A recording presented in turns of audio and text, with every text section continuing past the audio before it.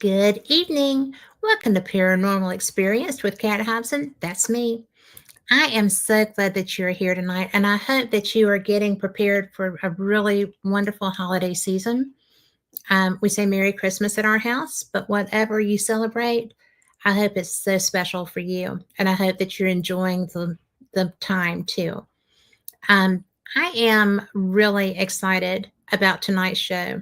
This is someone that I actually met at Scarefest eons ago and had a moment to talk with him, and he was so covered up, I'm sure he doesn't even remember that. But I have wanted to host him. I am really excited that he's here. This is Richard Estep. He is a prolific author. He has written all types of books about haunted locations. And what I like is he put in his bio, he goes and investigates them and writes about them so that we can experience that too. And he has covered everything. Fox Hollow Farm, uh, the the book that he has newly out is In Search of Demons. He has A Nightmare in Alaska. Um, Haunted Healthcare. He has been on so many shows. I think that that's one of the things that gets people's interest in him so much because he's out there and you can see him and you can see the experiences that he shares on television. He's been on Haunted Case Files, Haunted Hospitals, Paranormal 911. He's That's not even close to being many of them. But let's bring Richard on. Hi. Hey, how are you? I'm well. How are you? Good, Kat. Thanks for having me on. Well, I am so glad that you're here. I've wanted to do this for some time, and it took a little planning and some time to get you in because of your schedule, not mine. I would have like, oh yes, now. But I'm so glad to have you on. It's a pleasure to be here, Kat. Thank you. We were talking a little bit before the show. The stuff that you do as for a living as a paramedic, and you also are an instructor. That's a very special field. you you have to be a bit of a warrior but still able to be calm, cool, and collected. Have you done that all your life? Have I done? The paramedic work? No. I became a firefighter in 2001. I signed up for the fire service on 9/11, and in the US, you have to become an EMT in order to serve as a firefighter on most departments. So I did that. It wasn't something I really thought was interesting, but I found firstly I found out how much fire the fire department actually doesn't do, Yeah. thanks to fire suppression systems and things like that. We live in a relatively safer world, but the fire department does a lot of medicine. And Yes. so I soon found that I really enjoyed helping people that were having maybe the worst day they were ever going to have. And I continued to climb that ladder, no pun intended, eventually going on to become a paramedic. And here I am. Well, I think that that is one of the most heroic jobs anyone can have. I have a lot of people around me that are in emergency management, and it takes a special person to be able to be calm, cool, collected, get through. Um, you were on haunted hospitals, we mentioned, and a friend of mine who was also on that show is a cardiac cath lab person, Oh, yeah. and that is such. It's really interesting how many people that work in any form of medicine have so many paranormal experiences, and they do see so much. It's um, it's just an interesting thing because, especially in what you do with EMS paramedic services, you have people in crisis or you wouldn't be there. Have you That's, have you yeah. had So, things happen with that? uh, do you mean paranormal things? Paranormal things? No. Not But at all? no. Number one, I'm not someone that classes myself as a sensitive or anything along those lines. But number two, I owe it to every patient and their family to have my focus 100% on them and their emergency. So um, I've said this before, but you could parade a troop full of headless horsemen through my 911 scene. and I'm thinking about what's going to kill my patient next. Yep. How are things going? Do I like the way their vital signs are trending? What am I going to do if things get worse? Things like that. So my focus needs to be on the patient. So that's as it should be. That is as it should be. I actually didn't mean, were you looking for paranormal encounters while you were caring, but rather I guess I meant more along the lines of, did your patients have paranormal Oh, things happen? not that I'm aware of. I mean, it's only one time that I can recall was kind of an awkward moment when a patient's significant other recognized me from TV, from haunted hospitals, Oh, on a 911 scene, and that was quite jarring, and proceeded to tell me that they had a haunted house and things of that nature. But beyond that, I think that a lot of my interactions with the medical and the paranormal kind of happen more because I tend to attract those kind of stories. mhm. Whenever the tagline for our show, Haunted Hospitals, is every nurse has a ghost story, and I really do think that's true, or it's so close to being true. And as you pointed out, so do others, not just nurses. Um, Spend enough time in the hospital, and strange things will happen, or you'll notice that strange things are happening. So you can talk with anybody from the cleaning staff, who are absolute heroes, Yeah, by the way, they are. all the way up to the head of the hospital in some cases. I talked to a top oncology physician in the UK, for example, that experienced an encounter with a phantom nurse that is widely believed to be the spirit of Florence Nightingale, who is the mother of nursing, the Mhm. profession, or one of them anyway.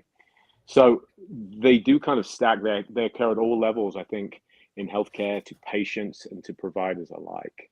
Um, and I don't think there's any signs of that slowing down. Well, I think a lot of that well, there's various reasons. I think a lot of it has to do that if you are in a trauma situation as a, a patient Hmm. or someone who loves that patient, the energy levels are so high, the Hmm. emotions are so high Yeah. that it can really overwhelm. And I think that energy can help manifest things or help things manifest. But I also, I mentioned my other friend who was on haunted hospitals as well. And he was there.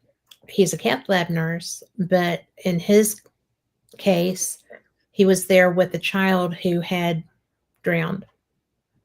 And he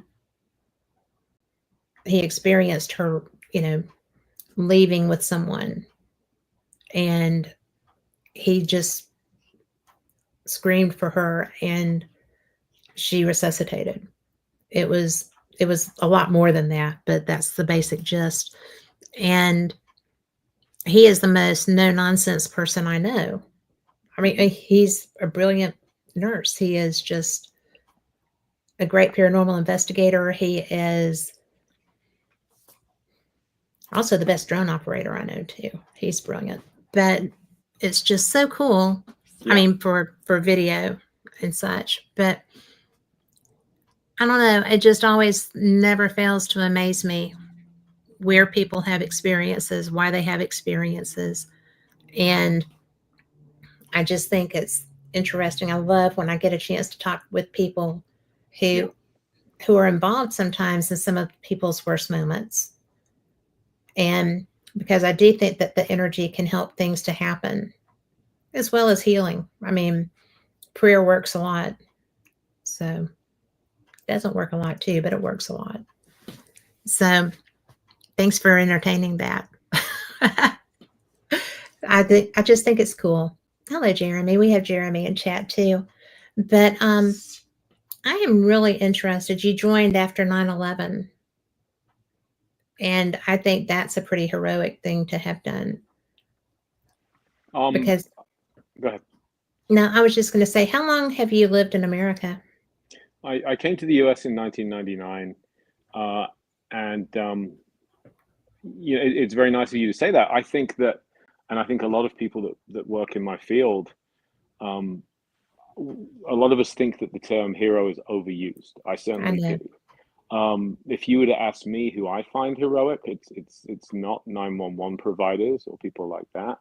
Um, it's not even the military, which might sound controversial, but a very wise individual once said that making the decision to enter a service career is a heroic act, and then everything that happens after you sign on that line is the job, it's the duty. I Um, agree with that. I think the most heroic people I've ever encountered are those that are fighting quiet battles. To give you an example, the many, many families across this country and others that are caring for a loved one at home that Mhm. is afflicted with dementia, Yes. that is dealing with such a cruel disease day in, day out, often with limited help, let alone recognition. Um, and they do this for years, if not decades, sometimes at a terrible emotional cost to themselves. So those are the people that I find really heroic, and I love making that point whenever I can. Well, Um, I appreciate that because my mom passed away a couple of years ago from complications of Alzheimer's. And she had been in an assisted living facility. And when it was time to, she had to go to the hospital in that interim period. And I didn't know where yeah. we were going to go from there because I was the only person taking care of her. The person that was supposed to, who had power of attorney and such, had just disappeared out of the scene. Mm, And so we, the administrator at the residential home that she had chosen, it was a, it was just regular living, retirement living. Um, and she had been moved to an Alzheimer care unit there. mhm, And that woman is who, when I was like, I don't know, how do I find a hospice? They're telling me we need hospice. I don't know where I'm going to take her.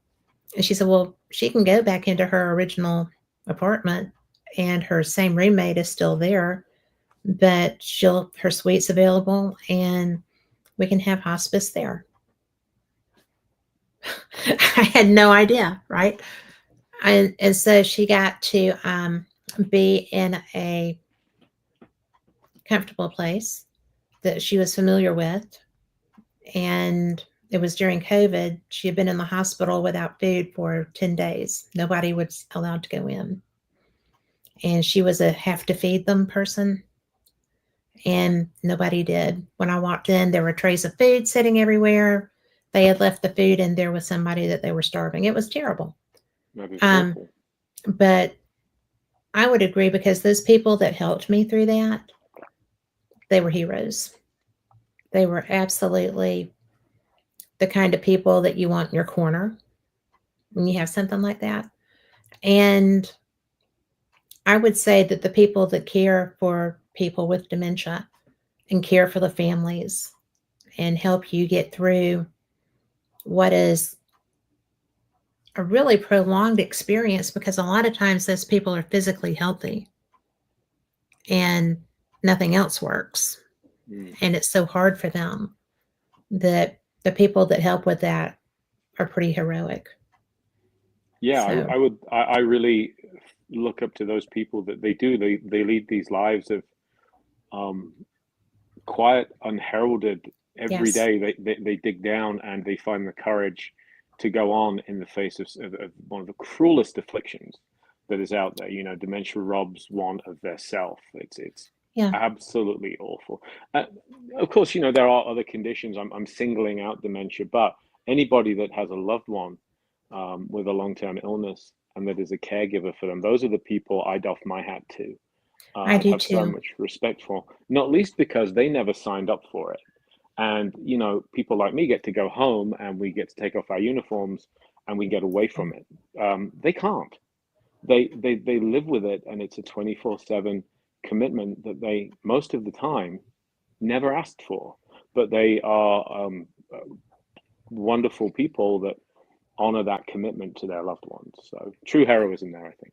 Well, I agree, but I still give a lot of credit to the people that help with that. Not every I was very fortunate in that that woman decided to help me find the right way to do that. And Mm. she is who was brilliant. So my husband was brilliant too. So the people that support those caregivers are pretty amazing too. But enough about that. So um, I want to let people know that they can email you also at richard@richardestep.net, right? Yes, So if you have questions or anything, we're going to put that in chat too. So there's that. But we're going to change the topic if that's okay with you. absolutely, by all means. Okay, thanks.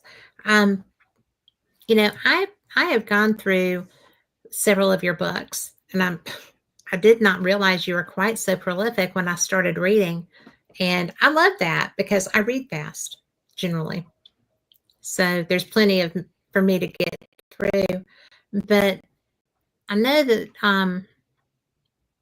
that you have spent time at Ashmore. Oh yeah, Ashmore Estates. Yeah, I love Robin Terry. He is one of the best men I know. Period. He's very busy right now. I know that he and Mrs. Claus have to get the reindeer loaded. Yeah, He is the Santa Claus of the paranormal, right? You never see Robin and Santa Claus in yeah, the same place at the same time. But he's also, in all seriousness, such a generous and big-hearted man. The number of times I've seen him donate Ashmore Estates for a charity event, yeah. or pitch in when somebody needed help. So he's one of those people I love, Or that he's gift in of the facility. paranormal. Yeah, yeah, I such a mean, great soul. he is a great soul. And I was fortunate enough he came to Birmingham to investigate a location here with some Mm, people. And we had the opportunity to have breakfast that morning. And it was just such a gift. That's the first time I got to really spend time with him. yeah. And because we had met previously at Scarefest. And I think he's a pretty good Santa in real He is, life. and he also volunteers for his local fire department as well. He does. Yeah, there is no slowing that man down. Nope. Um, Love Robin, yeah, and Ashmore Estates is such a great location. Um, Yes. I've always enjoyed my time there, and I love the way that it's being preserved, for future generations to appreciate. I've only been able to go, it's a long ride for me. And Mm, I've only been able to investigate there twice. And it was really cool. mm, I went for an event there several years ago and then um, got to actually go with some friends and investigate. And I had mhm. just gotten one of those little um, round devices. It's like a puck kind of a Right. thing. It has the little prongs off of it. Mhm, And I set it in the floor. I didn't know what it would do. mhm, And I had just tossed it down. And I was like, if you walk and I did a demonstration. I just walked around and said, if you just want to walk around, it'll do this. And if you don't want to, that's fine. I'm just mhm. glad to be here. And it did a slow walk around it. Yeah. And I was like, oh, look at you. People are like, you're always cheering the ghosts on. I'm like, well, they're doing me a favor. I appreciate that. Yes, I am. I do say thank you. So, and I am kind of a cheerleader in the first place. So, woo. But for the paranormal. But what is this is crazy to ask this because you've been everywhere. You've done all kinds of things. But do you have outside of Ashmore, do you have a favorite location that you've just enjoyed the experience so much that you just love going there? Yeah, for me, it's Asylum 49 in Utah, a former hospital that is now a full contact Halloween haunted house attraction. Mhm. Um, and that's great, but I mean, I've investigated and I love numerous haunted hospitals. Old South Pittsburgh in Tennessee is one of my Love of South Pittsburgh. absolute favorites. Harriman Hospital is new to us, but Yes. I love Harriman. Who could say no to Waverly Hills? But the special thing about Asylum 49 is that there is a cast of haunters, most of them children, many of them anyway, and they come together as a family each year to put on this haunted house, and they band together, and it gives the children in that town somewhere very positive to go, to exercise their creative side, to be in a positive environment with where they are supported, because I think much like me at their age, which is my goodness, half a century ago nearly, but they are not the cool kids or anything like that. These are the kids that maybe don't fit in most places, and they fit in there. So um, I'm honored to be part of their family, and I love going back to Asylum 49. I was just there this past Halloween, in fact, and had a terrific time scaring the living and investigating the dead. Yes. Is it very active from the If paranormal you, side? it's funny, if you go in March or April, let's say, no.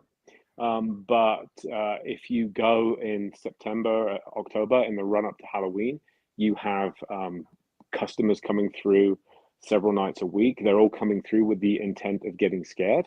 That's why you go to a haunted attraction. Sure. And I truly do believe that the energy that comes with that fear, even though it's the kind of fear where you know you're safe, Mhm. in the same way that the fear of watching a really well done scary movie, you know you're safe, right? Or riding a roller coaster, but still you get those moments of fear if Yeah. they do their job right, and they do their job right. I do believe that the spirits of that location are able to use the energy of that fear in Yeah. order to help manifest. Which just makes it that much more fun. When you say, full contact, Hmm. is that because they touch? Yeah, you sign a waiver to go in, and Mhm. you can choose your level. So if you are full contact, you are given a special neck bracelet which says, "Hey, you're fair game," and they will put you on tables. They will squirt you with icy cold water and all kinds of other creepy things that I won't spoil here in case some of your viewers or listeners get to visit. But Yes. yeah, and you can stop it at any time by taking that necklace off. But once it's off, you're done. That is so cool. I volunteered at a haunted house and we touched, and when I wasn't in costume, when I was working the gate or whatever, Hmm. um, people were all, yeah, "Well, they're not gonna touch." I said, "Oh, we do touch." Hmm. And, like, the biggest, burliest, bravest men were like, "What?" It's so much fun because that's what feeds the energy, like you were saying, Yeah. And you I've know. watched 12-year-old girls terrify men twice their age and three times their size. They are made up to look like the nurses from hell. And I've seen them just wag a finger at these huge guys, and these tough men, their bowels turn to ice water. It's really funny to Yes. watch. I love that. The worst part was I was in a scene, and I was the character in a scene, and I looked gory, bloody, god awful, and all the kids were coming through, and they were like, "Hey, Miss Hobson, look, it's Miss Hobson," and I'm like, "What do I look like during the day?" You know? But, yeah, it was only the kids recognized me. Grown-ups didn't, so I don't know, maybe they read energy better than grown-ups do. I don't know what it was, but it was kind of upsetting. So, you know, you have been you have written so many books, and I am I am in the process of reading through them. I Do you write about just places that you've been? Well, when I write a location-based book, primarily it centers around an investigation I've done there. Because some of my favorite reader emails, people will tell me, "Hey, I live in England, I live in Australia, wherever it might be, and I'm probably never going to get to Ashmore Estates, let's say, but I really felt as though I was with you on the trip. You described it, you told me what it was like. I felt like I was sitting with you in those dark hallways." and I really take those kind of comments to heart. So, on a location-based book, yeah, it's somewhere I've investigated, and I'm trying to paint that picture for the reader. But I also have written a number of books, and will continue to write books about cases I find fascinating that I've Hmm. not visited or have yet to visit. I mean, for example, I have some fairly strong opinions about the haunting of, say, the White House, the Amityville case, things of that nature. So it's important to acknowledge that just my opinion. And I do enjoy kind of dissecting those cases a little bit. And You're pretty good at that.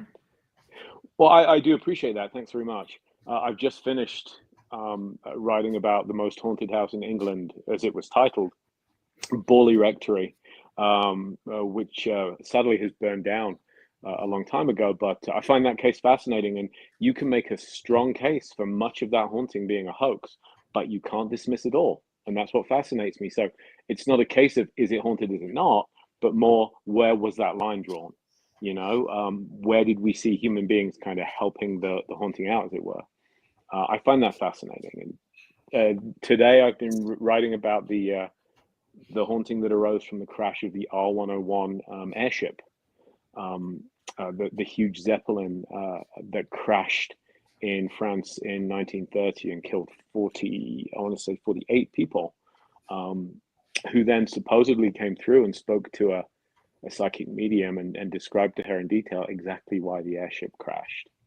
So those cases fascinate me, and I like to write a mix of books of types.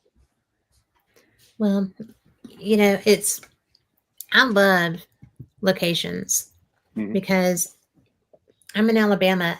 I do not, and I do. I mean, I spent time in Scotland this year investigating, and we went to so many places that sometimes I forgot what town I was in the next morning, which was great. I'm not Yeah, complaining about that at all. But it was really it's fun to read about some place that you don't know if you're actually ever going to get there. right. And I just I find that just delightful, especially when it's well written and you do write well. So it doesn't seem formulaic. So it just seems fun. Well, thank So you. I know that a lot of these cases are covered on TV shows, but I think that television is kind of a different beast. Although you can more visually see what's going on. Depending on the show, you always wonder how much is being played up for dramatic effect.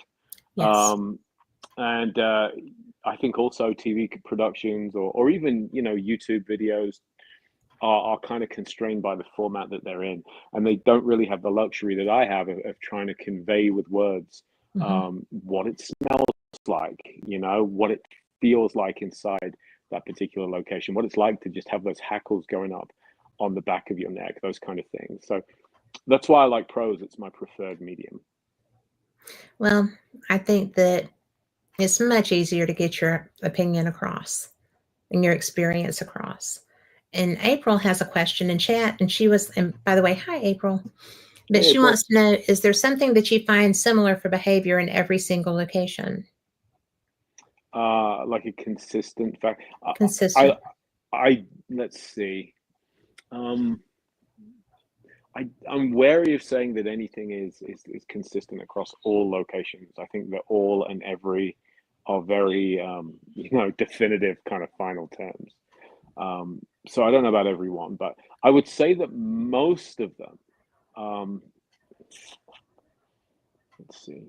It's a really good question. I've never been asked that one before, which is why I like it. Yes. She's a outside the box thinker too. Definitely. I don't know that there is a commonality that crosses all of those locations, April. I think that some things are more common than others. Anybody that gets EVPs, for example, it's like the paranormal investigators bingo card. You haven't lived until you've gotten an EVP that says "get out" at least one location, That's true. and I suspect we owe a lot of that to the movie version of Amityville Horror, where you have that classic scene, the priest played by I think it's Rod Steiger, Yeah. and you hear that growled kind of "get out," which supposedly never happened in Amityville, but now, so many of us get that, and we kind of are biased by, oh, it's something dark, it's something negative. I almost wonder if the ghosts don't see paranormal investigators as unwelcome house guests, and what they really mean is, oh, get out, I know, let right? me have some peace and quiet. I Well, don't know that it's nearly as sinister as we would think. I think you feel like it's sinister regardless because somebody that you can't see Hmm. is telling you to do something you don't want to do. So, Fair, but we're the ones that are. It reminds me of the situation we have when you hear about bears roaming neighborhoods, yes. and it's like we're the ones that are encroaching on your habitat. Mhm. The location is their turf. They are there. They have a better claim to be there than we do. They were almost certainly there before us, and they'll probably be there afterwards. And we're the ones coming in, and we're demanding that they show themselves and answer our questions. Who do we think we are? I And know, right? I think I agree. yeah, that speaks to attitude, the attitude that you approach with. It's Yes, why I don't like provocation. I think as a golden rule, you should behave in a haunted location as you would behave as a guest in somebody else's house. absolutely. I And agree. I have made exceptions. You mentioned my book on Fox Hollow Farm, and you mentioned Robin Terry. Robin has the ghost of John Wayne Gacy in his house, Yes. or at least something that very much acts like it. Fox Hollow Farm is haunted um, by what may be the spirit of Herb Baumeister, the serial killer. I don't feel particularly compelled to be nice to anybody who behaves like that. Yes. So that's different. But that aside, I think that you can't go wrong being respectful. And again, how would you act if you were invited into a stranger's home? Do that, which includes not outstaying your welcome as well. Yes. House guests are like fish, as the old saying goes. They begin to smell after 3 days. Absolutely. I have experienced that. I think I have caused people to experience that too. I think But we all have, yeah. probably, yeah, But how obnoxious is it when you see people going in and making demands? Certain TV shows, of course, really kick that off. Um, indeed. and it has become a thing on TikTok and YouTube, but by no means all creators do that. There are Mhm. there are plenty of ethical, respectful creators out there, and those are the ones that have my support. Yes. One of the things that I'm going to share this because it was so funny. Okay. And we were at Bannockburn House in Mhm. Scotland. And my research partner, travel buddy, all the stuff, always says, wherever we get, and I told her, don't do that. But so we walk in and she says, does anyone here recognize my energy? And I was like, you don't need to ask that. Do you know how many people have lived here? And so come to find out, um, she had murdered someone in a past life and they recognized her. And it was so off the chain weird. And Yeah. when we got out of there, I was like, don't ask that anymore. Don't ask that anymore. Because, she was like, that was a past life. That was not who I am now. And I'm so sorry. Will you please forgive me? And it was like, nope. With the rods, nope, nope, nope, Oh, nope. I mean, no matter how she phrased it, because she wasn't leaving without being forgiven, and they yeah. weren't forgiving her. And I'm just like, better just to walk away Right. There's before this apparently no escalating. statute of limitations on murder between lives. Then is what I'm I hearing. know, right? What That's a good question. Apparently it had not, been met yet for Mm, the individual, but that's an extraordinarily old home. yeah. It's beautiful, but it's being redone. It's being loved on. Well, And good. so I know, right? I love to see historic places like that be loved Yeah. on. Yeah. The preservation of those kind of places for future generations is wonderful. Yeah.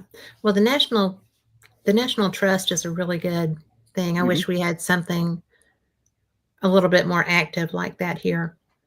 But what the US does better than I think any other country I've ever been to is preserve its battlefields. yes. Um, Having recently been to Antietam for the first time, um, you can really appreciate Civil War battlefields here in the US and um, Revolutionary War or War of Independence battlefields too. Hmm. I think the US does a great job of not just preserving them, but also for the people that come and walk that ground, you can gain a new appreciation of their importance in our national history. Well, I agree. My husband, who is not into the paranormal, was making a purchase in Tennessee, Hmm. and we went to Stone River Battleground. And it was my first time outside of Gettysburg to be on Mm, a battlefield. right. And it was even I mean, I was doing an investigation. I had recorders I was setting up, and he was like, "Do you want me to take that one over here so you can triangulate the sound?" And I'm like, "Yes, thank you." you know, but there's just something about them that is so spiritual. And Stones River, I'm jealous because it's been on my list forever. As much as I've been to Tennessee, I've never gotten there. I've driven past it mhm. maddeningly, but I was always on my way to catch a flight. Well, I I'm going to tell you, go. Oh, I shall. I mean, it's very disconcerting because they have like shadow cutout figures, Hmm. holding muskets or whatever, Hmm. like stationed around places. And the first Yeah. time that you're not paying attention and turn around and you see one, it's like, whoa. But it's very active, and it's very special. I've had people who lived on the other side of Chickamauga battlefield Hmm. tell me that on their way home there was a regiment crossing the road, and they stopped, and the people coming the other way stopped also. Yeah. And so there were more than one experiencer, and that they just sat there and watched this Confederate battle regiment cross the road. And when it was gone, they just kind of waved to each other as they drove on, and just couldn't believe it. And I cannot even imagine having that experience. I think that would be the coolest thing ever. One of them. Yeah, So, to see history literally replaying itself really yeah, right in really front would of be you. remarkable. I always feel there's something about US Civil War battlefields that the past just feels closer. Yes. And it might be because there's never a shortage of reenactors.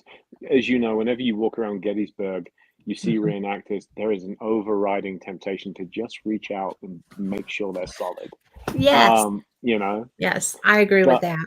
but I think it just feels as if you could you could close your eyes and be there on that day in 1863 or 1862, whatever the day of the battle is. It feels as if yesteryear is so close Mhm. you could reach out and touch it. I agree. I go, I love the Gettysburg Battlefield Bash, and it's one of my favorite events anywhere. I think that I went to a restaurant, I think it was the Dobbs House, Hmm. The and it's Dobbin in House, Dobbins, thank you. Dobbin House, yeah. And that place is someplace that even some of the people working there, you just want to go, hello. And it Mm. just feels like there's people there when there's no one around you. And I approached the owner of the Dobbin House by email because I'd written a couple of books about Gettysburg haunted inns, and I wanted to make it a trilogy. And I love Oh, the Dobbin House, so I me wrote and too. asked about it, and I was told in no uncertain terms, "We don't have any ghosts here." Yes, they I'm like, do. "Well, Yes, they do. you're certainly entitled to your opinion about your place, but I would be shocked if that was true." I I do not believe that to be true. I'm No, just going to leave it at that. But yeah, I mean, your yeah, house, your rules, but I find that hard to believe. yeah.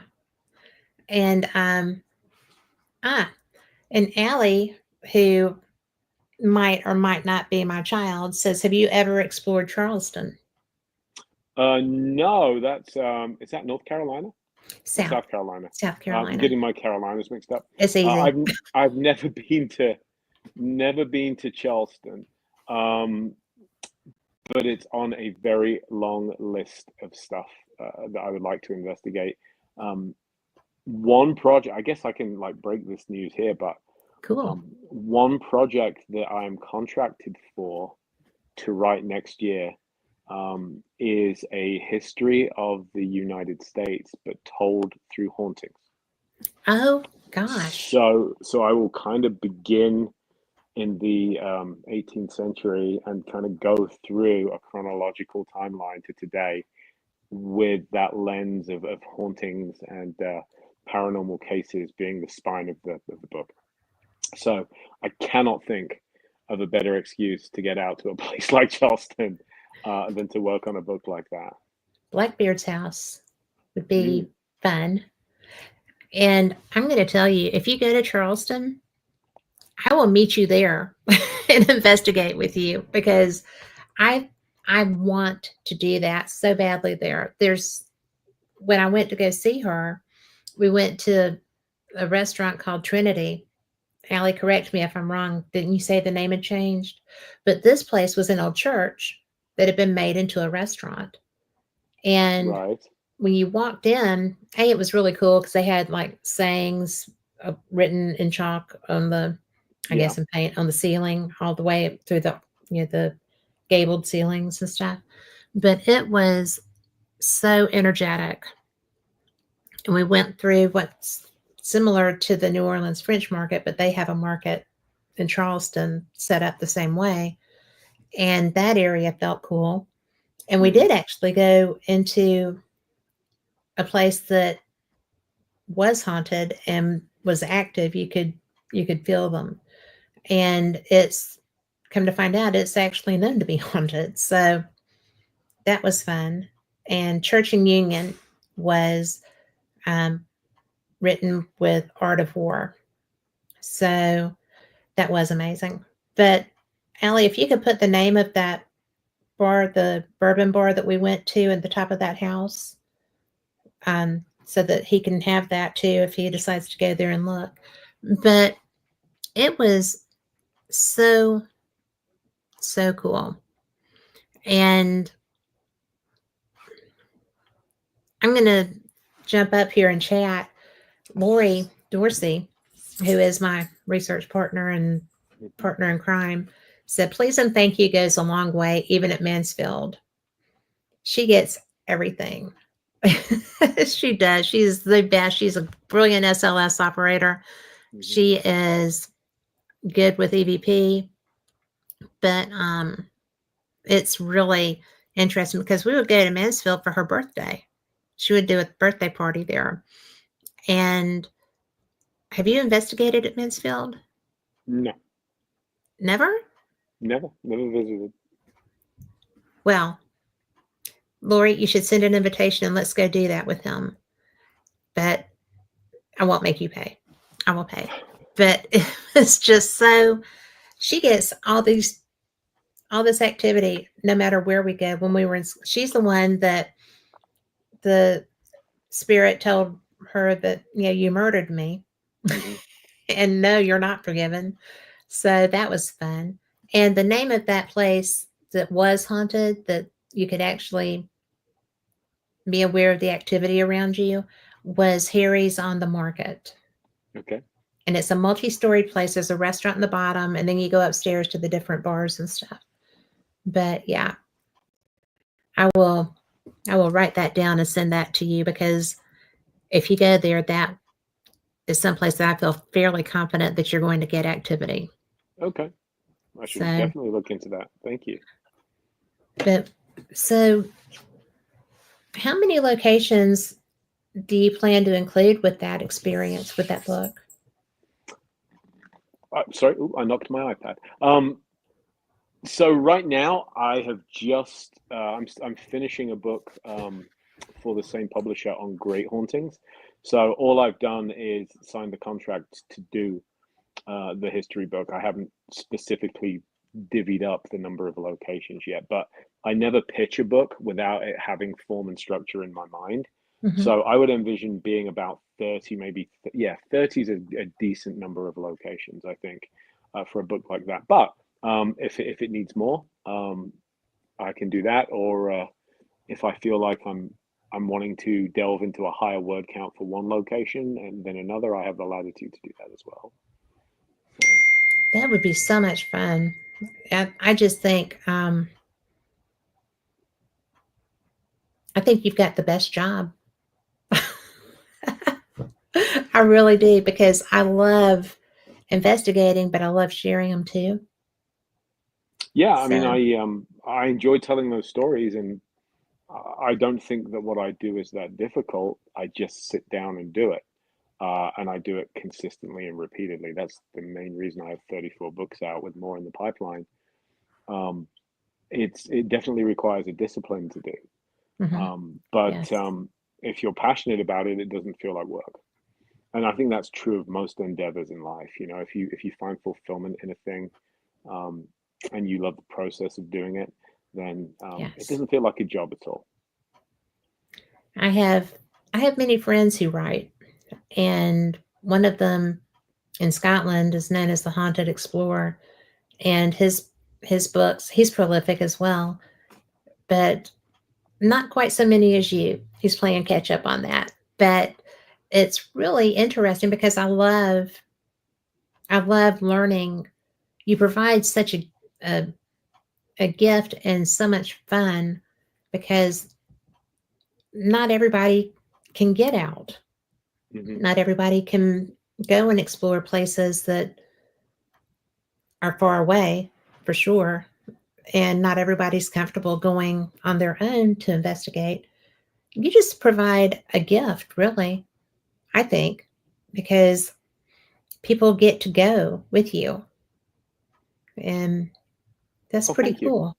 I also, because I'm not beholden to anybody, for the most part, I get to tell the unvarnished version of the story as I see it. Not Mhm. naming any names, but there are locations out there that have been purchased by Yes. individuals who have a vested interest in dramatizing, overly dramatizing the story. Some of them are actively dancing on the graves of people who have died in terms of the way they're Yes. marketing it. Yes. And I'm very, very glad that I get the opportunity to tell the story my way, because my objective is not to make money.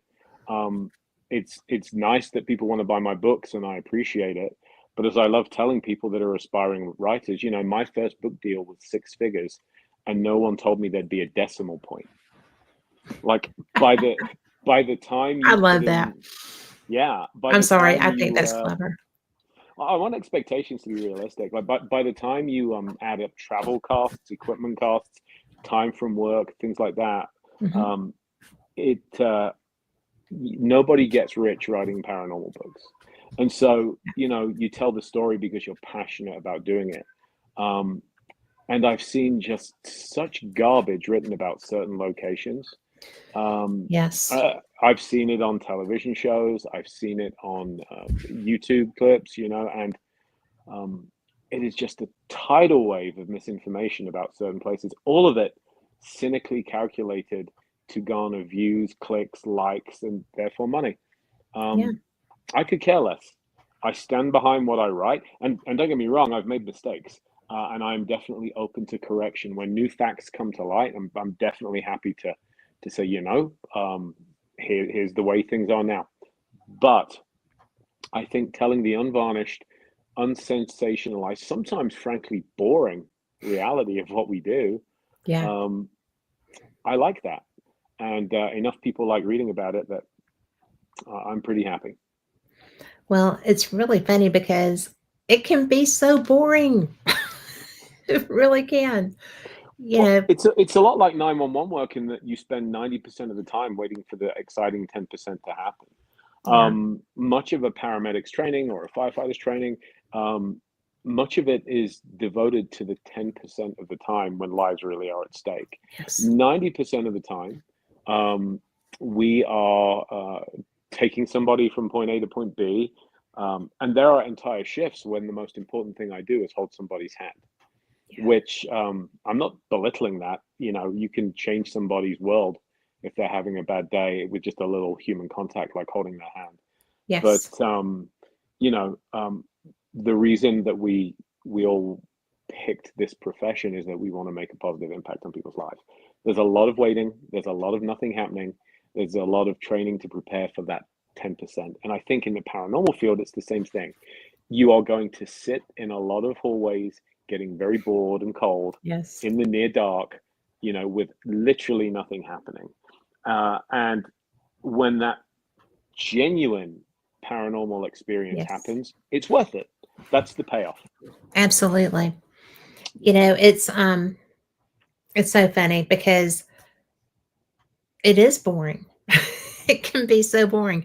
You better be there with somebody you don't mind spending time with because, you know, if you're not by yourself, and I don't like doing Mhm. it by myself, I'd much rather have somebody to talk to. Yeah, just And for safety reasons, I don't advocate investigating alone. absolutely. And well, no. I d- Sometimes there can be people that you don't know are in there, which is always disconcerting. Mm. Um, April has another great comment, and I agree with this. And she says, I think there are many military locations that are haunted and not researched or investigated because they are not open to the public. And she wonders how much history is missing in those places. Yeah, there are. I mean, Yeah. I was fortunate enough, maybe 15 years ago, to investigate just the residence at Fort Warren in Wyoming. Fort Warren is where a lot of the US's ICBMs, nuclear missiles, Okay. are operated from. And it used to be a cavalry base. Now it is an Air Force base. And what fascinates me is that if you talk to the MPs at Fort Warren, several of them have stories about driving between missile silos in Humvees, and they will see the spirits of native warriors riding across the prairie and then disappearing. Now, in order to be allowed to work with nuclear missiles, you undergo pretty rigorous psychological testing. You do not get to be imaginative and fanciful. In other words, the kind of people that say they see ghosts generally don't get that job. So Right. when the MPs tell those kind of stories, I find that really credible. I would And agree. Yeah. yeah, but then you look at the history of the base as a cavalry fort, and you realize that yes, so much of the paranormal activity on that base, and there are several historic buildings that have ghost stories at Fort Warren. So much of it, I think, can be traced back to the days when cavalry squadrons lived and operated out of Fort Warren. That's really cool. I love when I love when you get a credible witness that you really can't, it's nice. If you can't impeach them, I think that's just brilliant. Yeah, when they have a security clearance, uh, Yes. Yes. that's pretty telling. And, that level of clearance, Mhm. you know, like you said, they've been through the ringer on that. So, Yeah, I wrote when I wrote my first book on UFOs. Um, I interviewed an airline pilot that had an encounter with something unusual in the skies, and he because it was not talked about back then, it was yeah. frowned upon. Your career prospects would suffer if you were the sort of person that saw flying saucers and little green men. He actually went and got an independent psychological evaluation and was very proud of the fact that, in his words, he was certified sane in order to keep his job. Oh, wow. That is something that people don't realize, unless you're in Chicago and that one came down Mhm. over Chicago, that would be pretty cool. Yeah, Nobody would question that. But April said that her husband was on the Cole and Eisenhower and heard stories on there. I'm sure, especially on the Eisenhower. So I can't talk too much about it, but I am one of the books that I will be writing next year. I'm contracted to write a book which will involve a military UFO UAP connection. So mm, interesting. It seems quite timely at the moment, doesn't it? Well, it does. I'm actually doing a show Sunday on drones, on these drones, Hmm. but there is so much connection. Hmm. And I don't know. I work for a company that sold esprit de corps items for the military, and it was a lot of fun because I got to talk to like the chief of boats and stuff like that. It's really interesting when a submariner has a story because that's rare. It has I real would think, depth as well, doesn't it? yeah, and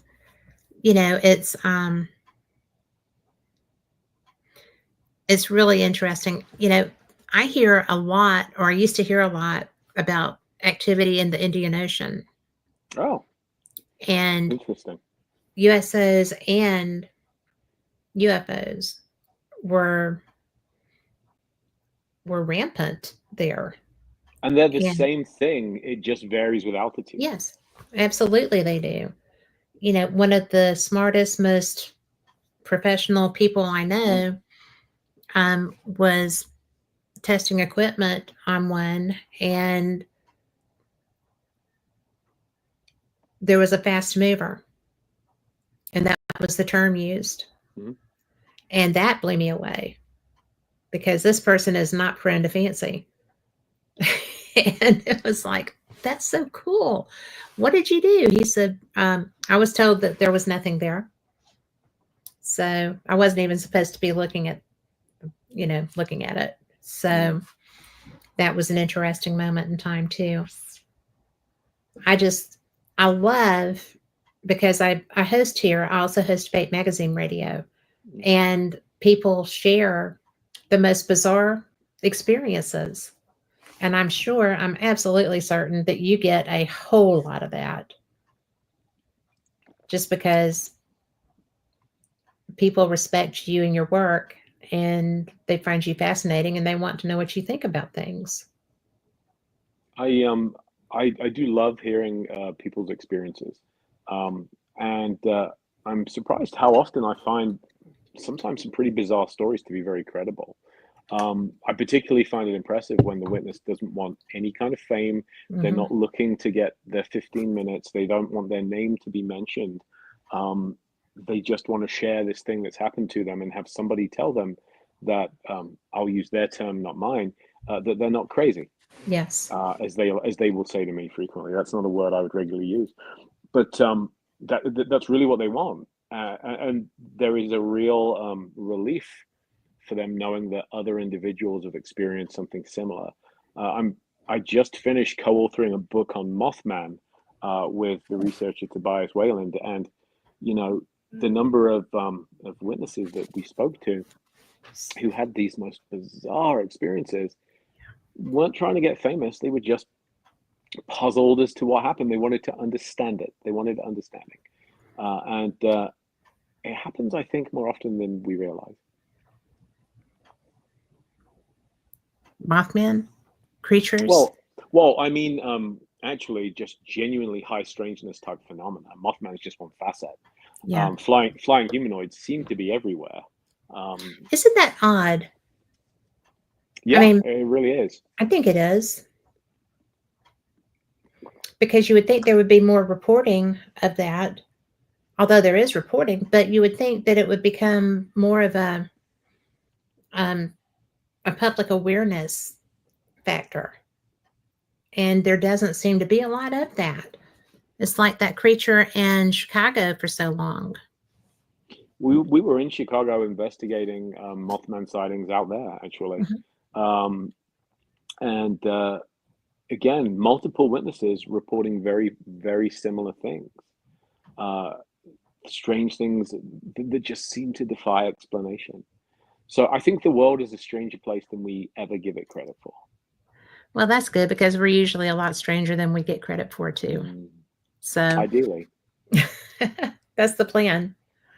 But what is the, I'm a little afraid to ask you this because, you know, I know how many things you hear, Mhm. but what is the most unexpected or unusual experience that's been shared with you, and you don't have to share details or at all, but just enough to what is strange to you? What is the strangest experience that I've had? No, that was Mm, shared to you. Oh yeah, yeah, that I've encountered. I get it. I'm racking my brains to go through there are just so A many. few, right? There are. And so strangest, I don't know that I would even want to put a label on it. Because so much of it, when you look at the literature, and especially if you review this stuff going back to the late 1800s and the early days of the Society for Psychical Research, um, say you have an encounter with a dead relative, um, or even a living person that didn't acknowledge you and was in fact many miles away at the time you saw them, phantasms of the living. There's actually precedent for so much of this stuff that we don't think of today, because it all happened at the end of the 19th century, and they hide those secrets in books. And yeah, I've Yes. been kind of, you know, so phantasms of the living was a huge thing. Or crisis apparitions fascinate me. The idea Yes. that somebody on the point of death appears to a loved one, primarily their mother, but that is a thing that again is as old as the hills. And stories like that are touted these days as if they're something new. And although they're strange, there is a long precedent for things like that. Uh, I think one of the stranger things that was ever reported to me was a Mothman type creature, um, that was seen not in Point Pleasant, but in the suburbs of Chicago, in the middle of a residential neighborhood. The classic bat wings, the glowing red eyes, Wow. a loud piercing shriek. And that case originally crossed my fellow investigator and author's desk, Tobias. And I interviewed that witness, found them very credible. And how does this happen in the middle of a suburban neighborhood, and nobody else experiences it or notices this flying bat-winged red-eyed thing? Truly strange. That is truly strange. Although I've seen some of the residential neighborhoods of Chicago, some of them that wouldn't be so odd. Yeah, I guess so. I guess so. But I've I do love Chicago and I love traveling there. But some areas are a little bit interesting. Oh, for sure. Rockford, Tinker's Swiss Cottage is a great place. A wonderful historic location, and the area surrounding that has a lot of very interesting stories too. And what was the name of it? Tinker's Swiss Cottage in Rockford. I am going to write that down and do some research on that. I love finding new places to study. Oh, that's definitely a place that's well worth a visit, for the history and for the ghosts. I like both. So I'm actually going to Ireland next year and I'm very excited about that Oh, wonderful to country. investigate. But where is you've been to you've been to Ronnie's hospitals, you've been to so many places. Yeah. Have you been to places in Ohio? No, Ohio is not well known to me, and I know there are a plethora of haunted locations there. I just have not made it out there. Well, I have a friend who has she owns a haunted location and it's probably I know you hear this a lot, but it's probably the most interactive haunting that I've experienced and it was pretty cool. Oh, So, what is it, a public location or it a is. private residence? No, it's a public location. It's called the Old Paulding Jail Okay. in Paulding, Ohio. It's about 20 minutes out of Fort Wayne Airport. Mm, So it's really easy to get to, and it is public. And she would, I'm sure, welcome you with open arms to come and experience it. We, she was featured on Portals to Hell, and they had me on, mm, but it's the most wonderful. wonderful location because there are former sheriffs that are there. There are former inmates who are there. There's it's just cool. And I think that when you get something that's got very personal interaction, Yeah, that it's kind of cool. And they know. I mean, she bought that jail as it was going to auction. It was going to probably be torn down. And I think that it's really neat when history can be saved like that. And the spirits that are there know that she did that because they got really mad at me one day and I told them that I was there to do a show to support her. And, you know, what would they do if, blah, blah, blah. Anyway, they got mad. I got mad. It was an interesting interaction. And yeah. it was, we came to a really nice understanding. And so the relationship with them has been good when I've been able to be there since then. But it was a trip. I'm glad It to was, hear it. I think keeping history alive is one of the nicest things about the paranormal field. it is. And when somebody loves their location, like Robin, Oh you yeah, know, when somebody genuinely loves their location and they care for it and they want to share it with people and but they're very particular about taking care of their spirits too. yeah. I know you see that in a lot of places where you go. I don't have that many friends who own locations. It's like Shelly and Ronnie and Yeah, and Robin. And it's to me that is such a special human that cares enough about A, history, B, their community, and C, the spirits that still reside. They kind of feel a kinship. I think that And there. Yeah, don't you find that there are situations where it seems like they've found ways to kind of mutually coexist, mhm, sometimes quite happily. yeah. Mm. And you know that particular location, just that relationship just keeps evolving in a positive way. It's There's so much that happens there. It's really fascinating. Oh, good. I Yeah, always like to tell people, come for the ghost, stay for the history. Because exactly. I've always believed that ghosts really are just history given form and voice. They are us, and ultimately we're all history waiting to happen. We are. Um, and so I think that that window into those who came before us, um, they had very similar hopes, dreams, fears, anxieties. The more things change, the more they stay the same, as the old saying goes. I And think, that is true. mhm, yeah, absolutely is, Yeah. and I find that kind of comforting, um, to tell you the truth. Well, the human experience, no matter what era you're in, is still living, loving, dying. I mean, it's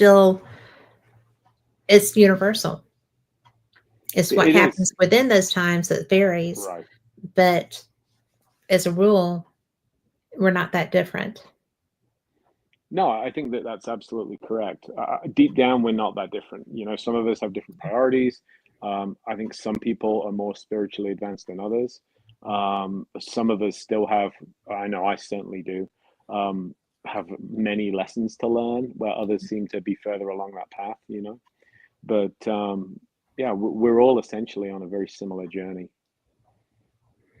Well, and it's never boring. Well, you may think it's boring, but then there's a plot twist.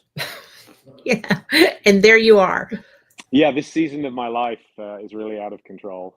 I can't. I hope things are quieter next season, or 2025, as I'm calling it. Well, I will tell you that that would be a nice thing. I It am would. I am just ready for a little um a little peace. A little peace and camaraderie maybe, and people to just be like nice to each other I hope that we find a way to do that. And I'm just so excited about being able to investigate places that I've never seen and meet people I've never known and find spirits that I've never chatted with. Just the little things. It's But, not a bad aspiration to have, Kat. well, it's the one I've got. So that's a good thing. But, Yeah, I mean, I agree with you. I'd like a little piece as well. I think though I'm going to keep my sights low. I'd like a little piece of Christmas cake next week. That's like yes. a little more realistic, and Well, then a maybe little, another one afterwards. another one afterwards. Yeah. But, well, I like Christmas trifle. Oh, And trifle. Now you're talking my I, language. yes. Oh my gosh. When we were in Scotland, I don't know if this is a thing in England, but the sticky pudding, Toffee sticky pudding, toffee usually. pudding, Yeah, it is is a thing that, in England. It oh my is. gosh, that should be universal. It should be universal. That was brilliant. Yeah, you'll get no argument from me. Have you investigated in the UK? Yeah, I started out in the mid '90s, in fact, investigating in the UK, and I brought that passion for all things ghostly to the US when I emigrated here. What brought you here? Uh, the glib answer is I think it was a 747, but Yeah, that's so bad. in all seriousness, I worked for a big IT company, and I had an IT job out here in Colorado, and I liked it enough that I ended up settling down and became a dual citizen and have not been evicted yet. Well, you're doing something right. Hopefully so. Yeah. Hopefully so. I hope that it stays that way. Have you been to Scotland? Despite the fact that my sisters lived there for a long time, I've only been once to the border, to the Scottish border, and that was, of course, to investigate a haunted castle, Kielder Castle. But I would love to spend some more time in Scotland. Well, I will recommend it. It's the first time I went was with a really bad tour company. The second time I went was because of the bad tour. A Mhm. group of us as friends came together and we went and we spent about 3 weeks over there. And we Yeah. went from Edinburgh up above Inverness, and it was brilliant. Oh, We, good. Castle Menzies and all these other cool places. But Hmm. um, I think you would get a real kick out of that because the spirits there are very interactive too. Hmm. And I thought it was cool. What was it like, the place that you investigated? I mean, it was a castle. How could you not love it? I know, Um, right? but it was right on the borderland. It had some very interesting history, and the piece to resistance for us was uh, hearing the sound very clearly of shuffling footsteps in a completely empty hallway, which I think was entirely residual. But I do love Sure, residual but phenomena. cool. I do Yeah, too. I think that they're regarded as not being kind of, I hate to say the word, but like sexy enough. Oh, that's just residual, but you're getting a Residual is cool. yeah, you're getting a window into the past. Yes. Having been at Gettysburg and heard Oh, cannon fire on the battlefield, yes. uh, you know, it's just an incredible thing if you think that you are really hearing the echoes of history, the after echoes of history. So I love that about Kielder Castle. I really, really did. I only had one night there, so it was a whistle stop tour, but I would go back in a heartbeat, and I would recommend it to anybody that is in the vicinity. Absolutely. It's to me, it's fascinating because Gettysburg rocks my world too. Mm, But I just don't, I can't emphasize enough how these places are free to go to as a rule. If you're on a yeah, battlefield, there's some places that are going to charge admission. I mean, but it's such an amazing honor to be able to investigate an historic place and actually have interaction. It's such a gift. I think it's a gift. It is. I mean, although the Park Service severely frowns upon that at Gettysburg, and I understand why. That's true. I don't Um, investigate on the battlefield in mm, Gettysburg. That's just yeah, it's just like you can't do it on Culloden in Scotland. You're if you're seen investigating on Culloden, you'll be removed. I feel like there are certain locations where you need to be there simply to appreciate the gravity of it. I mean, the Yes. example I always use is when I visited the crash site for United Flight 93 in Yes. Pennsylvania. Oh, And I was on a 10-day paranormal themed road trip for a book. And not for one moment did it ever cross my mind that I would take out a voice recorder or do anything. Those yes. kind of places are sacred. Yes. And the whole point is to go there and just appreciate, number one, the sacrifice of the individuals involved. And number two, just they have so much to teach us, Yes. so much meaning to impart. It would cheapen it enormously if you were I to do agree. that there. I do agree. I don't mind the experiences. I mean, in Gettysburg, I've had experiences, Mm, and I've had them. The very first night I was there, the first time I was at um, the bridge, Sachs Saks Covered Bridge. Bridge, and it was amazing because there were like military maneuvers going on in the grass next to me. And I at first I thought that there was a stand of trees over there where there was nothing. And I thought, well, that's an odd place for trees. And I turned around to say something to the person that had, taken me out there. And when I turned back around, the trees were gone. And I'm like, there were just trees there. Well, they were soldiers. It was a group of soldiers. That's apparently not an uncommon thing there. Mm, And then while we were talking, um, or while they were talking, I was just looking back trying to figure out what had happened. And I kept seeing what I thought were bunnies, popping up, yeah. and they were coming closer.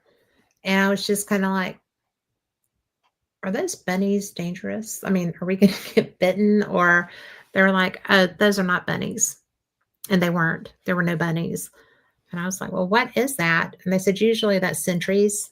They're, Mm, spies. And I mean, if they had told me that before I went there, I probably would not have believed them. And yet I saw it, mm, and I wasn't, I wasn't, I didn't have any equipment. I wasn't doing anything because I don't think you should investigate things like that. But to experience it was really surprising. yeah, I imagine it would be. I had no idea that that was a thing. And I just blew me away. And there were a ton of people out there too. So, Always popular, especially if you're out there during the bash. oh, the bash is so cool though. I I was glad to be back this year. So, speaking of which, you've done you've have you done a book on Fort Mifflin? I did. It was I called The thought so. Ghost That Saved America. Yes. I love that place. I haven't been there yet, but I love everything I know about it. What did you find when you were there? Um, so I got to spend several days and nights there. And the nice thing about Fort Mifflin, or I should say the surprising thing about Fort Mifflin, is it's quite like a layer cake in that you expect to go there, and because of its reputation, its importance in history, you expect to encounter redcoats and Continentals, members of the Continental Army, and there's so much more than that. I mean, if you look at Fort Mifflin's history, it was used to imprison prisoners of war under very harsh conditions during the Civil War. It was active right up through the Vietnam War, in fact. I didn't know So, that. yeah, and there are quite a lot of ancillary hauntings at Fort Mifflin that do not connect to the War of Independence. And what's interesting is that they seem to be unaware of one another, as though they're stacked on top, layered, uh, Yeah. but they're not interacting. Which I've always found that idea fascinating. If you have ghosts from multiple different eras, I don't know if you watch the TV show Ghosts, which it's a Mhm. great, very entertaining show. But the idea of all these ghosts in one location from different times being a kind of dysfunctional family, you know. Yes. I always wondered, can they do that? Can somebody from, say, 1863 communicate with someone from 1776? And I don't know the answer, but it seems that at Fort Mifflin they can't. They're unaware of one another, but do seem to be aware of the living investigators and willing to interact with them. How did they interact? So EVPs, of course, physical stuff, touches. One of the coolest moments of that trip was being inside the magazine for casemates and hearing and recording the tread of footsteps outside that sounded just like a sentry making their rounds, which would have been the case when the casemates were used as prisons. Sentries would have patrolled back and forth outside, just keeping an eye on the prisoners. And to have heard that and caught the sound on recording is again that window into the past that is so cool. It is so cool. You know, people people that watch the shows, and I love not slamming anybody in the paranormal field. Hmm. The shows raise awareness, they get attention, they draw attention to locations. And do I wish some people might tone down a bit because, you know, people need to understand that you need to respect these places? Yes, sometimes I do, but you know what? Everybody does them, does themselves. And Hmm. I just think that it's so surprising for people that have not done this. Like if you're in town and you go to an event, Lori mentioned Moon River Brewery Mm. in Savannah, which she was meaning for you to check it out, but they're closed. But there's a place called the Sorrel Weed House that she and I met to go investigate one year, and I had done a walking tour through it on a previous trip and was really blown away. And so when we went to do an investigation there, it turned out to not be the house that was so active, but the carriage house that time. Oh. So you don't know when you go into places what you're going to find, but or who's going to interact with you because the activity is different. And I think that if it's an intelligent haunting, then it's a whole different experience than like stone tape theory or whatever. But I think that when people get a chance to go someplace that they've seen on TV, Yeah. what you do, what other shows do, what different people do, it raises the awareness of the history and people learn from that. And then it also leads them to go and support some of these locations like Fort Mifflin. Mm. You know, that's some place that is doing a fundraiser soon. I think it's soon. I don't think it's already happened. But the National Park Service doesn't really fully support all of these places, do they? Not for Mifflin, certainly. No. And you look at its place in our national history. It's no exaggeration to say, well, they call it the fort that saved America. Yes. It's absolutely crucial. Kat, I know that we've been on for an hour and 20 minutes. I'm having a great time. Is it possible I could take 2 minutes to let out my dog? Um, Absolutely. I will be right back. And I will keep people talking.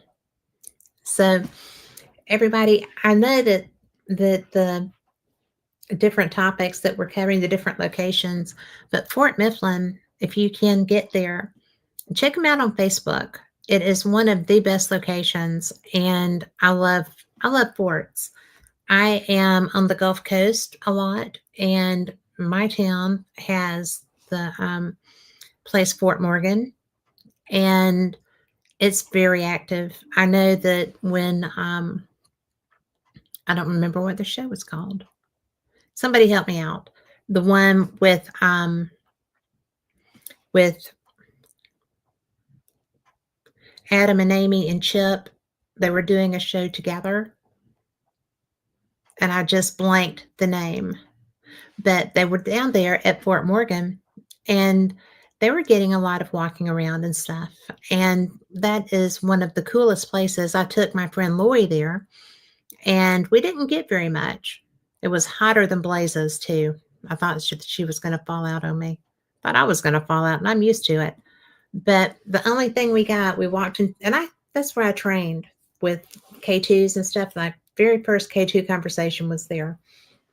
And so Lori actually got a blip on a K2 when we came around a corner. It was like we surprised someone. And that was the only thing we got in the whole area where I had that whole conversation.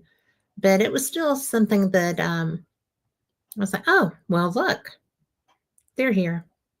So if you get it, thank you. Kindred Spirits. That was the name of the show that was there. And I am so sorry. Um, you know, and since we're doing this, shout out to Chip Coffee because love and healing and blessings on you because he has been so sick, guys. Um, always care about this man. He's a pretty cool guy.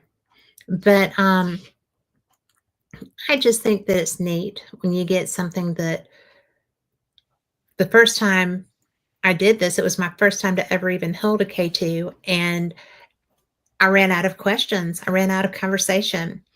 And when I said, I'm so sorry, I don't have anything else. And it just, my K2 went crazy. And I was like, oh, I'll think of something, you know. So I was just talking, Richard, about my experience at Fort Morgan down in South Alabama and the importance of these different, because, I was took my kids to Fort Morgan one day, and it's a Civil War fort. Actually, it's before the Civil War. But I turned around and there was a Panzer tank coming out of the woods at me. And I was like, oh my gosh, where do I go? Because that was unexpected. Yeah. But that was actually, they were doing reenactments from different periods of the fort's usage. And that was one of them. It was at Guards Mobile Bay. The fort, not a World War II era Panzer. Yes, the fort guards that, but it was also active during the World Wars because of submarine action. Okay. But boy, did that blow my mind. Yeah, it's not what I would expect to see coming at me out of the woods either. No. I didn't even know we had action there during that period. So a Panzer tank was just like, oh my God, there's a lunatic out here. You did not see that coming. No. Well, I did eventually. Really up close and personal. But it was a hoot. Not something I want to re-experience. No, you wouldn't care to repeat. Yeah. But, well, I want to talk about this, your new book, In Search of Demons. What brought that topic to you? Well, number one, it's a subject I find perennially fascinating, but frankly, I just got sick and tired of the sheer overload of alleged demonic activity in this field. I think that it's one of the most misused, overused words. When I began investigating claims of the paranormal in the mid-90s in the UK, there were no claims of demonic cases going around. And when I relocated to the States in 1999, there really weren't that many either. Most of the ones there were on the East Coast. And of course, I think we have the Warrens to attribute that to. Yes. And indeed, most demonic cases do seem to be reported from the East Coast, which makes sense. As my friend Jeff Belanger pointed out, you have that Puritan kind of history and that streak, which still runs through parts of the East Coast.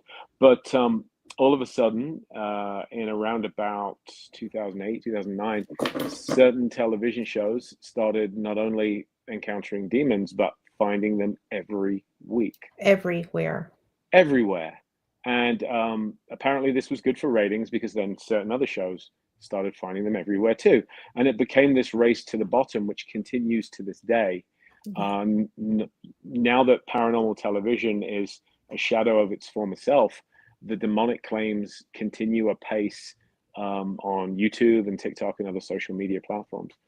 And I just found it very hard to believe that there were so many genuine, even if you believe in demons, and I wasn't sure that I did or did not, but Right. even if you believe in them, there is no way there were that many genuine cases. So I wanted to find out how much evidence is there for the reality or non-reality of demons. And that was the book I approached my publisher with, Llewellyn Worldwide, and I said, I want to follow this path. I want to go on a trail I want to talk to exorcists, to priests. I want to talk to medical doctors, psychologists, psychiatrists. I want to talk about possession with people that have, supposedly exorcised. And I want to cast a very wide net. Hmm. I talked to ghost hunters. Jason Hawes gave me the benefit of his expertise, for example. I talked to a world-class stage illusionist about how you might go about faking a possession, so that could you pull that off with his skills in front of a crowd? Could you make someone levitate? Those kind of things. And the impetus was just to want to know how much truth or reality there is to this claim that demons appear to be everywhere. What did you find without Um, giving away the whole book? well, I will say that if you believe in demons, this book won't convince you that they're not real. And if you don't believe in demons, it won't convince you that they are real. And that was never my intent. What I wanted to do was gather the evidence and lay it out for the reader to make a case and let them draw their own conclusions. And I finished the book certainly not convinced that demons exist. And I've been to what many claim to be the most demonically infested locations in the US, or some of them. Uh, but by the same token, I'm still open to being convinced that they're real. Um, I do think there seems to be a degree of if demons are real, then how much power they have over you relates to how much power you give them by being afraid of them. Hmm. Um, I was fascinated by this notion that it's extremely, extremely rare to find claims of a non-believer being possessed. So the best defense against demonic possession seems to be an atheist, um, which is fascinating to me. That is, How much you of wouldn't this think is that would be protection, right? yeah, how much of this is a psychological phenomenon versus how much of this is an objective thing that actually happens. Um, and I'm very aware that there are many people, half the world's population, that wholeheartedly have demons as part of their belief system, and I certainly respect their right to believe that. But by the same token, I find it very hard to believe that a minion of Satan, the Prince of Darkness, is going to spend his time lurking in a kitchen in Arkansas. Do they not have better things to do with their time? If that makes sense. Well, I think that relevant to that, Mm. to why they're in Arkansas or wherever, Yeah. my my And by the way, experience. Kat, that was no disrespect to Arkansas. It was Oh literally the no, I first know. state I pulled out of my head. I don't think anybody would. I mean, we have people Mm. like that here, Sure. so it happens here. But what gets me is that the premise that I have grown up with is that, almost like with Job, okay, it's like a challenge kind of a thing. So people of faith who believe that there is a battle between good and evil Hmm. and whatever, the stronger the faith, the more of the challenge, I think, is the way it's presented. I mean, that would And make sense because one of the cases that was made to me was that the devil would have no value in the soul of an atheist. The devil's objective. One thing I covered also in this book was several um, of the more interesting historical cases of possession, such as the Erling, Iowa mhm, exorcism, and it was presented that the devil values taking away a Christian soul from God and having it for his own. So you kind of have a this challenge. yeah, but this kind of battleground for souls where Satan is keeping score, which it certainly has its own inherent logic if you look at it in that way. that the soul of an atheist has no value to the devil because you're not taking it away from God. It was never, promised to God in the first place, as it were. Like not an in your face move. Exactly, yeah. Which I thought was an interesting concept. I never considered that. Well, it is different. I mean, that's not the way things would be presented very often. No, and I really did try and cover this from 360 degrees. Um, it just kind of fascinates me that demons have been with us throughout all of human history in one form or another. Yeah. Going by different names, of course, different cultures have called them different things, but this concept of non-human entities that have never walked the earth as one of us, that are responsible for misfortunes in human lives, plagues, blights, the death of a loved one, could all be pinned at the door of demons. That's something that is a belief that is thousands of years old. Literally. Literally, yeah. Uh, Going back to Babylon, Samaria, uh, for as long as we have any kind of recorded information, humans have believed in this, and it makes absolute sense. When I was a boy, and I would hear thunder, I'd be terrified in a thunderstorm. My mom used to say, "Oh, don't be scared, Richard. God's just moving the furniture around." And I look back now and I thought that what a wonderful thing that is, because it's a great frame of reference a 5-year-old can understand, right? I know what it sounds like when furniture is moved around upstairs in my house. If somebody moves something to vacuum. So if I hear these loud rumbles going on in the middle of a thunderstorm, yeah, I absolutely can buy Yeah. that God is moving the furniture around. It makes sense. And by the same token, Kat, I think demons have been a black box historically where humans could take all of the things that we didn't understand and we could Yes. shove it in that black box and have an explanation. Why did my 6-month old healthy child die? Why did my horse suddenly go lame? Why did my animal start giving curdled milk? You know, why is there a famine? Why was there a flood? Why was there a lightning strike which burned down my barn? Demons. Far easier to believe that, far safer, and I hate to say it, but more psychologically reassuring to believe that than to think bad Random. things sometimes just happen randomly to people. Random is scary. Random is terrifying. The Demons are idea scary too. but the But difference, but there's a defense against demons, and that's the yes. thing. The Yes. idea, you go to the church, especially the Catholic Church, and this idea that, hey, we can protect you. We have exorcists, we have exorcisms, we are the warriors, against the darkness. Whereas there is no equivalent for bad things just happening randomly to good people, right? So, yeah, there might be demons, but you watch a movie like The Exorcist, which, by the way, is one of my favorite movies. I It's have never ter- seen it. it is terrific and has lost none of its ability to shock and to scare today. But it is the greatest. I describe that as the Top Gun of the Catholic Church. And what I mean by that is when the first Top Gun movie came out in, I believe, 1986, Mhm. US Navy recruiting went through the roof, right? Right. When The Exorcist was released, belief in the Catholic Church, interest in Catholicism skyrocketed for the same reason. You have this story of heroic priests literally going toe to toe with the devil and winning, albeit at great cost. So the priests are kind of the superheroes in this story, and it's a narrative that the church has done very well with. Don't worry, we got this. We will protect you. We will defend you. And there are individuals, self-described demonologists today, Yes. some of whom have quite a pedigree of, they've studied, they put in their time, and they've done the work. And then there are others that have the equivalent of a certificate you can download from the internet after paying $99, and they will come in and tackle demons for you. Um, I find that there is an ugly side to the way that demons are handled in the paranormal field right now, 100%. and nobody really seemed to be willing to address it. Well, I had I had an investigation with my team, the Mm. team I was with at that time, and it was a family home, and they Right. were having bizarre behavior. Hmm. We went, we saged, we you know saged everywhere. Yeah, and it was affecting a child, which is why it was a priority.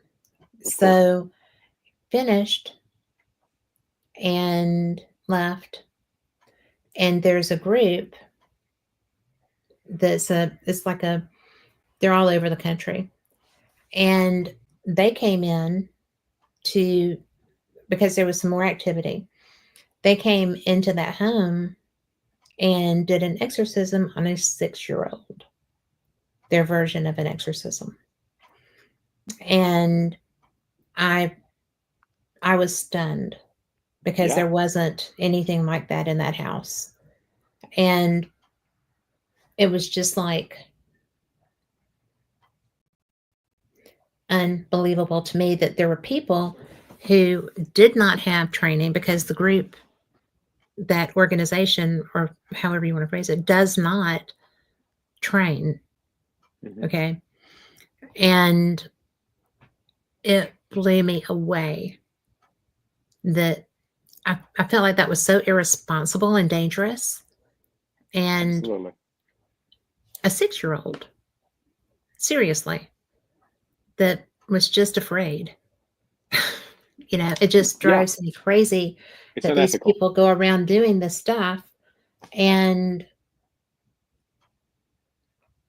I mean, willy nilly, just willy nilly, willy The nilly. It was b b ridiculous. Before authorizing an exorcism, the Catholic Church requires that a psychological Yeah, evaluation by a trained, licensed mental psychologist. health professional be Yeah. performed, which is absolutely appropriate.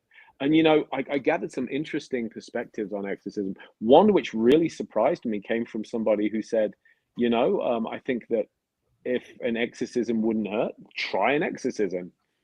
That being said, the word exorcism covers, a fairly broad spectrum, Mhm. and it's important to remember that more people die of exorcisms. If you look at, the case of Annalise Michel, Yes. um, Oh my gosh. that Yes. that poor young woman was essentially starved to death, Yep. and tortured is the appropriate word. Now, to me, it doesn't matter that the individuals involved, the priests and her parents, had nothing but the best motives. They genuinely believed their daughter was possessed and tormented by dark and evil spirits. But she was denied the health care that she needed, Yep. and active neglect is what killed that poor woman. Yes, it is. Um, so exorcism is not something I think that should be undertaken lightly. That being said, it certainly has its place. And Well, sorry, go ahead. no, I was just going to agree with you that there are times and places for things, but if somebody is dying as a result of what you're doing, Mhm. stop. Most definitely, and with a 6-year-old, I mean, I shudder to think what that would look like, and I shudder to think why parents would authorize it, um, would Yes. allow that. Well, I certainly don't understand it, and I was so stunned, and I just it's endangerment, I mean, I don't in know my the opinion. details of what happened, but Well, certainly I could it's see it being harmful. yeah, I mean, because psychologically it is anyway. Yes. So, anyway, I'm on my high horse. I'm Oh sorry. yeah, and I'm very comfortable being on my high horse when it comes to this because when active harm is being done, I think it does need to be addressed. Um, Yeah. so I do believe that there are individuals out there that have put in the time, that have studied, that Mhm. are acting genuinely from what they believe to be the best interests of their clients. Um, and it doesn't matter that they have religious beliefs that are different from mine. I respect that they have the best interests of people at heart. Yeah. On the flip side, there is a cottage industry of individuals, I think, that are doing it for self-aggrandizement, for their own ego, maybe Yes. doing it for financial gain. Um, but these are people I think that I would be very hesitant to allow within 100 miles of any case I was involved with. Without a So doubt. doing your due diligence, I think, is absolutely key. Well, it is. And I don't know.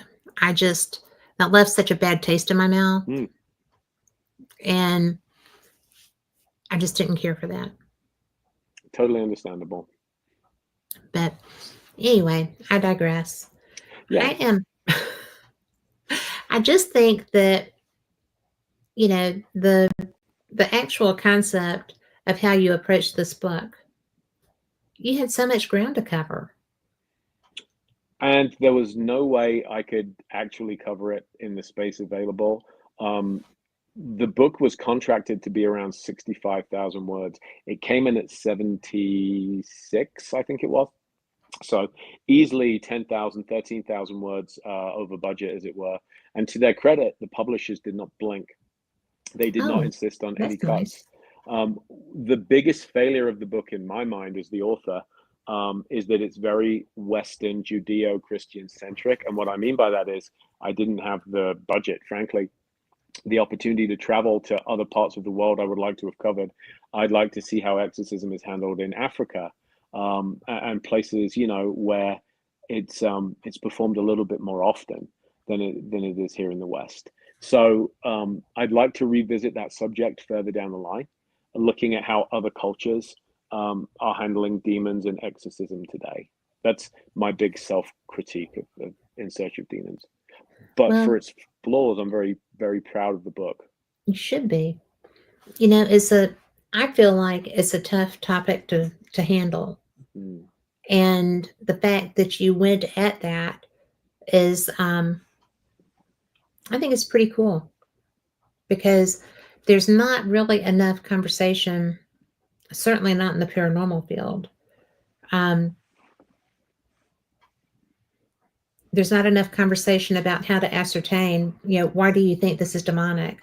Why do Yeah, you think that there is something that needs to be done this extreme to handle this? I think that I like the input that you got to to address this. Um, all respected individuals, thank you. and I mean, you've worked, I assume, Kat, aggressive human hauntings. One thing that I could never satisfactorily answer was, how do you tell if you are dealing with a belligerent human spirit versus a demon? If we come down to scratches and pushes and shoves and physical violence, I have news for everyone. As a yeah, paramedic, I have patients that do that to me every week. And yeah, they are combative for various reasons, sometimes psychological, sometimes they're just extremely angry or enraged or grieving or whatever it may be. So how do we know that that's not what we're dealing with in cases where people are getting scratched? And I think that we as a field are far too quick to leap to, it's a demonic entity because somebody got scratched, I agree. when it's it's not even the most likely explanation. I find it far more credible to believe that you have an aggressive spirit haunting your home or wherever your location is than you have this thing from the pit. Um, because if demons are as powerful as the Bible says, they are capable of far more than just scratching you, right? If you truly have an up close and personal encounter with one, that would be like being thrown into the tiger enclosure. Yes, and I don't choose to do that. Quite right. you know, I I just think that the whole um, the whole concept. Do I believe that? Yes, I do believe there are there. Hmm. Is it something that I think is a frequent occurrence? No, I don't. And if nothing else, just because of the experience I had, you know, we left there and things were calm and mellow. And, there wasn't a child that was doing anything that was horrible. She had Hmm. activity in her room, but I don't believe that she was the cause of it, you know. But it was just so shady. I felt like it was shady to go out and do stuff like that. So, do I think that there are real issues? I agree with you. Yeah, I do. I do think there can be. But I also think that if you go looking for the drama that people try to turn demonic issues into Hmm. for self-aggrandizement, it's really pretty sad. Well, and you know, we have a saying in medicine that if you consult a surgeon, the answer is probably going to be surgery. Yes, And by I the same agree. token, you know, when you're a hammer, every problem is a nail, right? Yeah. So no disrespect to surgeons or hammers or surgeons with hammers, but but what I'm saying is that we're all kind of comfortable with our own frame of reference. So if somebody delves into this field of demonology, how much more likely are they then to interpret so much as being demonic in nature? That's a question Yes. that they should be asking of themselves first and foremost. Well, and especially if the idea that you're going to fight a demon, Mm-hmm. and that's your adrenaline rush to keep your life interesting, Mm-hmm. you know, I gotta wonder who's drawing the demons with that. Yeah, yeah, or whether you are simply inventing something that isn't there again for your Yeah. own gratification. Um, if demons truly exist, and again, I'm open to the possibility that they may. Um, I think that there should be no doubt as to their presence. That you should be on a case, and it would be extremely clear that that's what is being dealt with and encountered. Well, Um, I think that they enjoy making it very clear, from what I understand. I mean, that has a logic to it, that argument, and I wouldn't find that hard to believe. Um, so what? Why then, though, do we see every case, or it seems like every case? One of Yeah. my bugbears is logging on to YouTube and seeing videos with tens, if not hundreds of thousands of views. The thumbnails are all the same. Yeah. I survived Night of Hell and Demon Portal House, you know, Yeah. and it's a case of I don't think that's what you encountered. Number one, if you really believe in this, if you really believe in the demonic, why would you do that? Why? Yeah. If they're as dangerous and life threatening as you say, you're really going to put yourself in front of And that level of challenge it. threat. Yeah, And and challenge challenge it. it and provoke it for views, for money. You should question your own sanity if you're really willing to do that. But I think it's a form of modern day storytelling. And I do think that Yeah. unfortunately, some creators are not able to get the level of popularity and income that they want without going down the demon road. Um, Ghosts just weren't scary enough, were they? That's really what it comes down to. Well, And we now, sorry, go ahead. I was just going to say, yeah, they can be if you go into the house and provoke them the way that people try to provoke demons. Mm-hmm. Or, I mean, not only are you going to investigate where you think there are demons, you're pissing them off. Right. I It mean, really is like poking the bear. yes. Um, but what's also interesting Excuse is my French. I mean, that that's was okay, not. she'll show. But I interviewed Patty Negri, and she talked about a case that she was involved with that fascinated me. Um, you know, as a medium, Patty's done quite a few cases, and she talked about a case where she was dealing with a very flamboyant spirit that enjoyed acting and play acting.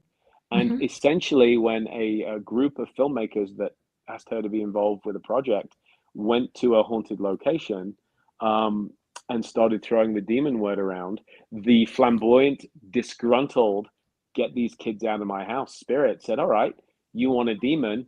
I shall give you a demon, and decided to play act the part, Oh which my goodness. again, I can find that credible. You I know, can. what's it going to take to get you out of my house? A few scratches and the smell of brimstone coming right up.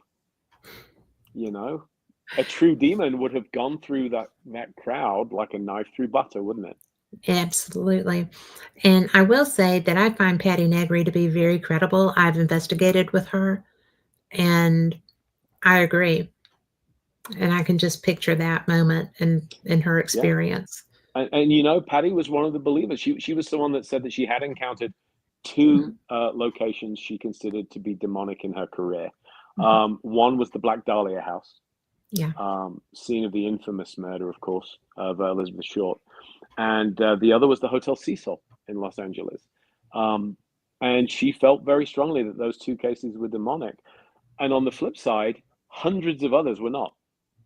So, I will say this, that if demons do exist, if demonic hauntings are real, they have to be incredibly rare, the genuine ones. I would find that much easier to believe than you can get, oh, let's say 8 episodes per season for 20 seasons of a show where you find one every other week, I would agree with that. naming no names. Don't need to. But I will say that I I had to stop watching that because of the redundancy. And while it gets attention, it gets stale. And I think that paranormal Yes. investigators that are active in the field, who are doing investigations, helping people, with home issues, whatever, um, I don't do residentials anymore. Mainly, I just go and investigate places that I find interesting and that I know the history of. But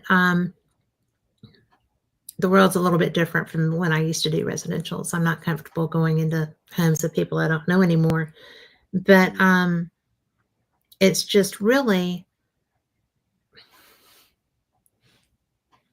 you get the energy that you put out a Yeah, lot. absolutely. And if you're having negative experiences everywhere you're going, then you might should look at the attitude that you're bringing into those environments. I think Because there's a huge degree, and I completely agree with you, Kat. I think there's a huge degree of you get back what you put in this field. And if you go looking for the darkness and you go calling it out, there's a chance that you'll find it, you it's know? just out there waiting sometimes. Yeah, if you believe that like attracts like.